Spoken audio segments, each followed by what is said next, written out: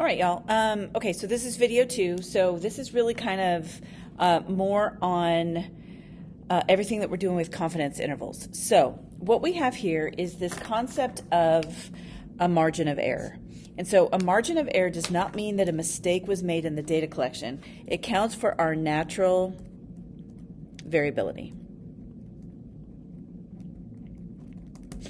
And so we saw this. I'm going to get the notes out from yesterday because it kind of feeds back into this. So we see that with all of our different simulations, so with all of our different data collection, we see that we've got these different intervals, and this accounts for natural variability within our data set. So we have this p-hat and this p-hat, all of these different samples, and we're looking for this true proportion of 0.7. But what we see here is that we have this margin of error. We have this natural variability. So that's what this is talking about. Now, this next bullet just says we want large samples. The larger the sample, the more accurate our data is. However, if the sample is too large, then we have to do something else, and we are not going to do that this year in AP Stats. So if you take a higher level stats class, you'll learn how to do that. So we're just going to focus on our sample size as our 10% of our total population. So nothing different than we've been doing. Okay. The other thing that I want to highlight here is that you must always name your procedure. And so we did this yesterday. And so yesterday we were doing a 1 prop Z interval. And that's what we used yesterday. So you can name it or you can show the formula. So if you remember, on our formula sheet, it's super generic. Confidence interval, your stat, your critical value, and your standard of error.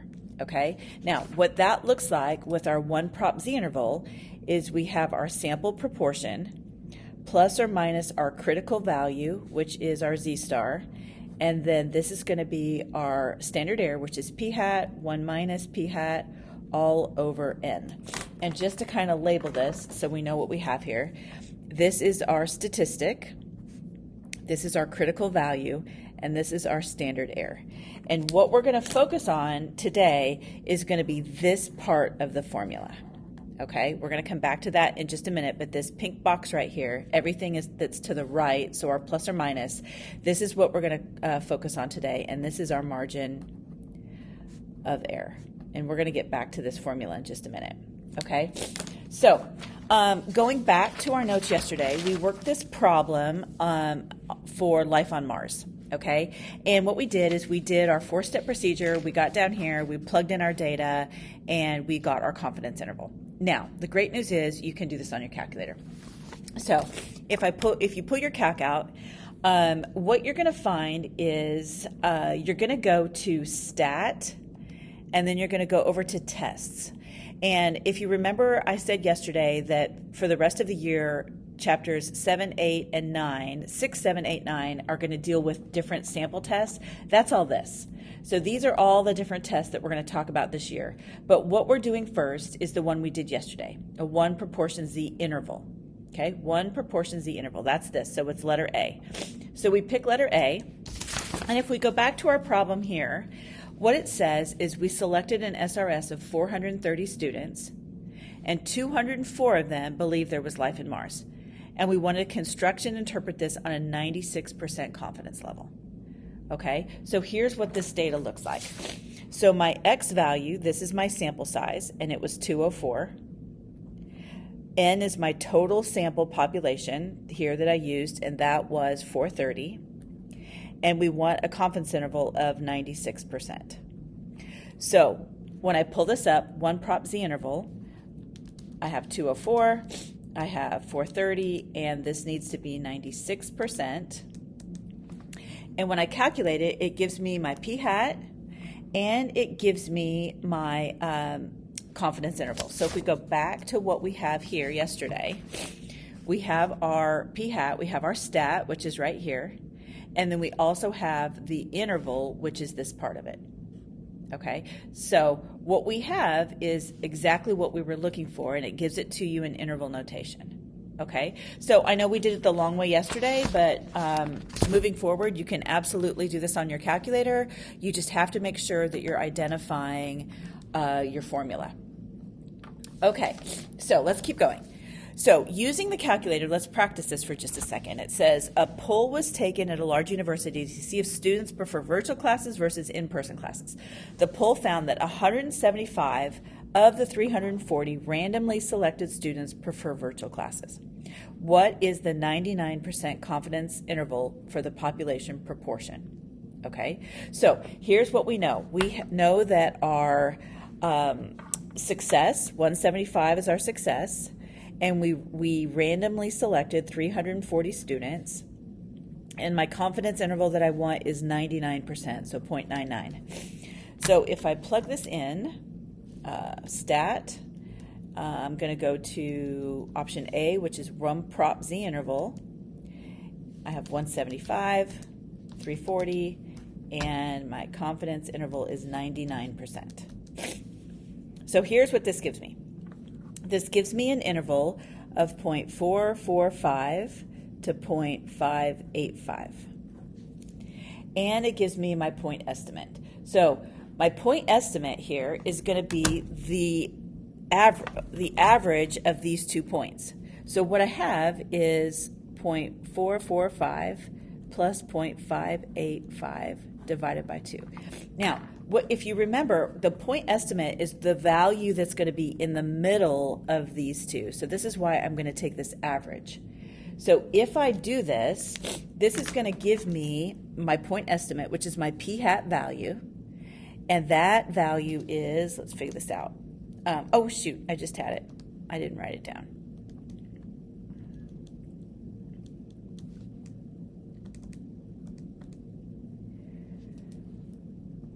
.5147. Okay, so now here's what I want to do. 0.445 plus 0.585 divided by 2. And I get 0.515, which is the same thing. So if you have your interval, if you don't have the calculator, if you don't already have it, you can just take these two values and you can divide it by 2, and this is going to give you your point estimate right here. Now, here's what this looks like. So I know that my value here is going to be 0.445, and my value here is going to be 0.585. And I know that I have my p-hat, which is here in the middle, right? This is my point estimate, and that value is going to be 0.515. Okay? So what I want to do is I'm not going to take the difference of this whole thing. I just want to know what is the difference of this one side here. So if I take that, 0.585, and I subtract 0.515, I get this value of 0.07. Now, it's going to be more precise if you've got more decimal places, but I'm just rounding this to make it quick. So this tells me that my margin of error is 0.07. Okay? Now, this makes a lot of sense because if we talk about our margin of error is going to be plus or minus, right? And so if I take this whole difference, if I take the range between these values and divide it in half, I'm going to get just this much because our formula up here is plus or minus this value. So plus or minus everything. So we're just going to look at one side of it because we're going to say the margin of error itself is just this part. Okay? So now what I'm going to do here is I'm going to interpret this. And so so as I interpret this, I've got two things here. Interpret the interval and interpret the confidence level. So two different things. So as I look at this interval, what I want to say is we are 99% confident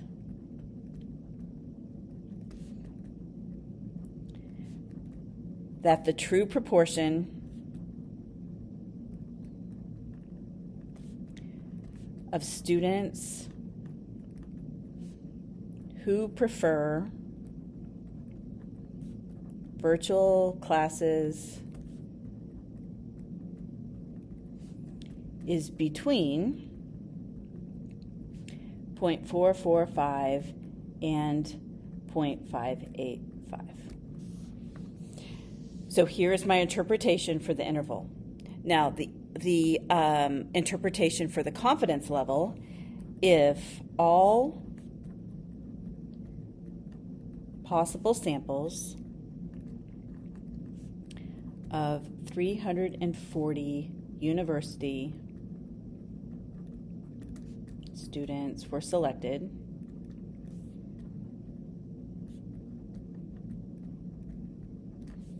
%, of the resulting intervals, that's important, would contain the true proportion of students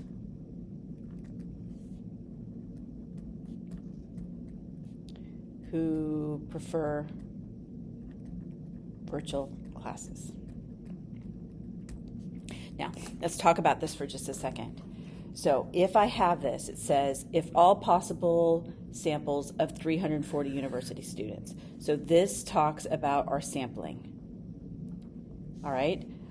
99%, so this is my confidence level, of the resulting intervals would contain the true proportion of students who prefer virtual classes.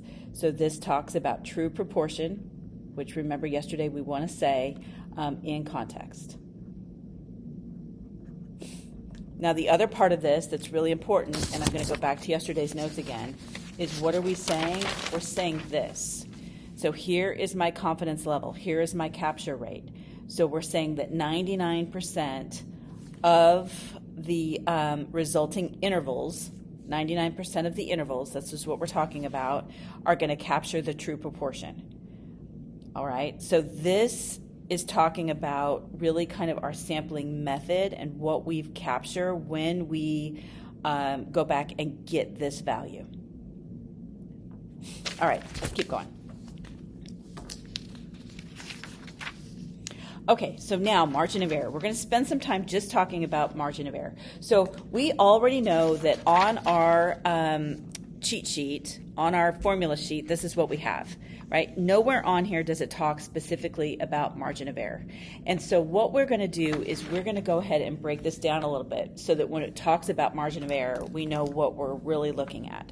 So this point estimate plus or minus margin of error, this is our confidence interval. That's what this equals. It equals our confidence interval. And so this margin of error part on here, I'm just going to write this out. And I know this might seem like it's redundant, but I think it's important. So our point estimate, remember our point estimate is our statistic, and this is our statistic. And what we have here is our critical value, which is our z-star. So this is our critical value. And then we're going to multiply this by our p hat 1 minus p hat over n, this part of it, which is our standard error. Now, what you see based on the formula right here is that this part of it is called the margin of error. And that's our plus or minus. Okay, so what we're going to talk about right now is what happens with this margin of error. So obviously we want a small margin of error. We want it to be as close to our sample statistic as we can, right? That's not very realistic though. So what we need to know is how much the statistic typically varies from the parameter. So that's one thing that can be determined. And then the other is how confident do we want to be in our estimate. So what happens, we're going to look at some little data right here. So what happens as we increase our confidence level? So what this is saying is we go from 90 to 95 to 99% confident. So what this looks like is I've got my normal curve here, and I have my 90% data, and then I'm going to get a little bit bigger, and I'm going to go 95% data, and I'm going to go out here, and I'm going to get 99% data. And so what happens is we are going to capture more data, right? So what this does is it increases our critical value. And remember, our critical value is our z-star. And what we have in this is as we're increasing it, our z-star was here, and now our z-star is here, and now our z-star is here. So if we look at the total length of this, it increases our z-star. We're going to capture more data, right? So what we know is we have no change in our standard error. The standard error doesn't change. If we look at our formula, this is not what's changing. This is what's changing. Our critical value is changing. So what happens when we do this is because the z-value is increasing and we're multiplying by our z-value, we are going to see an increase in marginal error. And I'm just going to break this down. So when I use SE up here, I'm talking about standard error, which is not standard deviation, but it's the standard deviation part of our formula. When I say ME here, I'm talking about marginal error, margin of error, and the margin of error is this whole blue box, right? So the margin of error is this part of my formula, the whole thing. Okay, so what this happens is as we increase our confidence level, this increases our margin of error. It totally makes sense, right? If we're going to capture more data, there's more opportunity in here for us to have an error. Okay, so now we're going to look at what happens if we decrease our confidence level. Well, obviously, if we decrease, this is going to be the opposite of increasing. So what happens is we decrease our z-star, so we decrease our critical value, which in turn is going to decrease our margin of error. And this happens because we have a smaller, I'm going to say more narrow interval. Okay, so what we want this because we're going to decrease our margin of error. So what happens is we have a small interval without losing confidence. So we've decreased our confidence level, but we're more confident on what's happening within that small interval. All right, so let's look at a couple of other things here.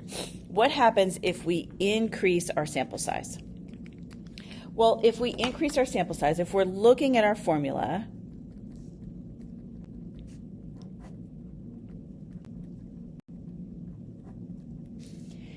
if we increase this value, nothing else is changing. So my p-hat doesn't change, my z-star doesn't change.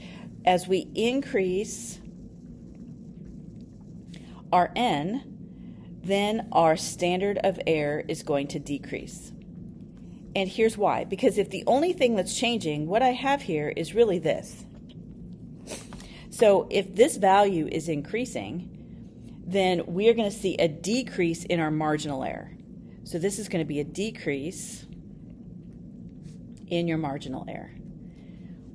And when this value of n gets larger, and you can just plug this in, you know that as this value gets larger, then this is going to approach 0, right? As we get a bigger and bigger and bigger number, this is going to approach 0. So as our sample size gets bigger, this value is going to decrease. So if this value gets bigger, closer to 0, then this value of z is going to become smaller. So this decreases our overall margin of error. And so this is actually another good thing that we want, increasing our sample size. Now remember, we don't want our sample size to be too big, but we do want to have a larger sample size. So what happens if we decrease? If we decrease n, then our standard error is going to increase. So this part of it, this part, is going to increase. So we're going to end up with a wider interval. And this is not what we want to do if we I'm speaking here, margin of error is going to increase. So that's not what we want. We don't want our margin of error to increase. So why would we do this, decrease our sample size? We would do this just for sampling logistics. Sometimes it's hard. Remember when we talked about sampling and convenience samples, sometimes it's harder to get a large sample size. So you would just do this for sample logistics, not something that we want to do. Okay, so keep in mind the margin of error in a confidence only accounts for coverage in sampling variability. And I know you get so sick of writing that. Sampling variability. The margin of error does not account for bias in the sampling methods. So we're still going to look at that. All right, so let's talk about sample size and margin of error. So we already said here that increasing sample size is a good thing. So often researchers need to limit the margin of error to a fixed amount and still maintain a certain confidence level. Think about that. I mean, you can use that in a lot of different contexts. We want to limit the margin of error, so low margin of error, and maintain a certain confidence level, so high confidence level. Well, if you think about it, increasing sample size is going to decrease our margin of error. Increasing confidence level is going to increase our margin of error. So what we want really is a large sample size and a small confidence level. Those are the two things that are going to decrease our margin of error. But in real world applications, this isn't necessarily true. We want to decrease our margin of error, but still have a high confidence level. All right, so the only thing that we can do to make this happen is vary our sample size, since the value for p hat is not going to be in our control. So if we look at this here, it says if our margin of error and our confidence level, so our critical value, we can solve for n to determine the sample size needed to obtain a certain margin of error. So this is a math class here. This is where the math comes in. So we're going to look at just the margin of error side of our formula, and I have z star. And I have p hat 1 minus p hat over n. Okay, so what we know here is that as we have this, remember critical level here, this is going to be my z star. As I have this, sometimes we can't calculate this until we know what p hat is. So because we don't know what p hat is, we're going to go back to assumptions. So we can use an estimated p hat, and this is going to be given to you in the wording of the problem. So it would say one sample's proportion would be such and such. So it's either going to give it to you, or we're going to use this conservative value of p hat equals 0.5. And so I think we've done this in the past, but if you took two values, if we look at just our formula here, we don't really care what n is, and I'm just looking at this formula that I have right here. If I use the proportion of 0.4, for example, what I'm going to plug in is I'm going to have p hat 1 minus p hat. So I'm going to use 0.4 times 0.6. And if I plug this in, 0.4 times 0.6, I'm going to get 0.24. Now, if I use this p hat of 0.5, this is going to give me 0.5 times 0.5. which is going to be 0.25. Now, I can use any other value, 0.3 times 0.7, and it's going to get even lower. So what we see is that that our two values are as close as possible. It doesn't get any closer than this. That is going to give us our highest amount of our closest value, which is going to give us our highest amount when we're dividing by our denominator. So this is the most conservative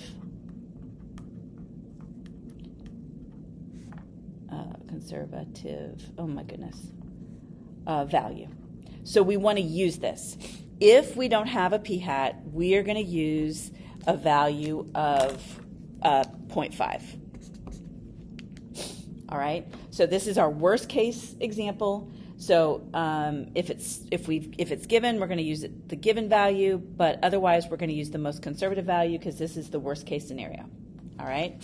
So let's practice this. It says before conducting a nationwide polling prior to a national election, most good companies will decide ahead of time how many people to include in a poll based on a particular margin of error and confidence interval. Let's say Gallup wants to conduct a poll to see the proportion of voters who would vote for Trump again if Donald Trump were running for president against Joe Biden. Gallup wants to be 95% confident with a margin of error no more than 3 percentage points. How many people must they randomly sample? Okay, so here's what we know. It tells us a 95% confidence level. So my confidence interval is going to be 95%. And it does not give us, so there's no estimate. There's no estimate for p-hat. So we're going to use a p-hat of 0.5. Nowhere in here does it give us any data that we can even go and calculate a p-hat. So we're going to use 0.5. All right, so because of this, I can go in and I can calculate my critical value. I can calculate my z-star value because what I know is I have a 95% confidence interval. So I go here to inverse norm and I want 95%. I'm going to keep this in the center. And so what I have is that my z-star value is going to be 1.9599. So we're going to use 1.96. And it says here that we have a margin of error no more than 3 percentage points. So my margin of error in this case is going to be 0.03. All right, so here's where the math comes in. So I know margin of error is going to be my critical value times my standard error.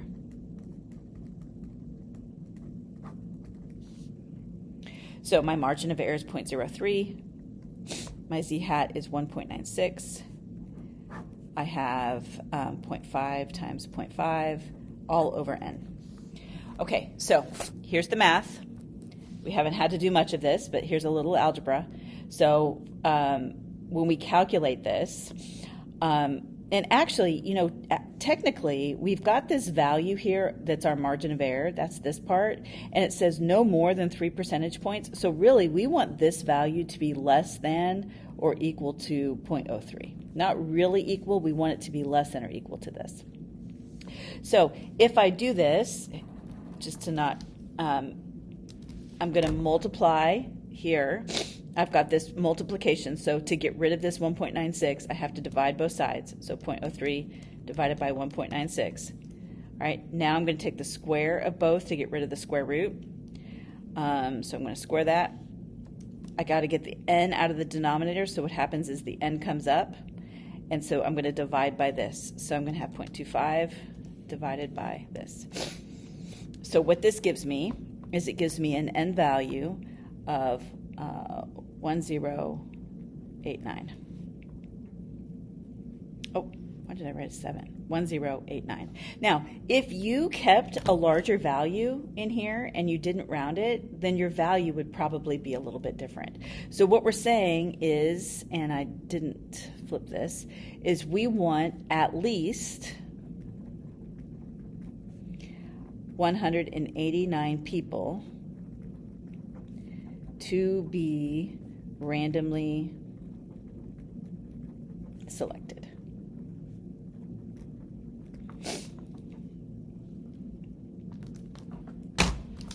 I think that's it. Oh no, it's not it. Hold on. I guess there's more. Okay, so I'm going to let you go do these problems and then we'll check them in class.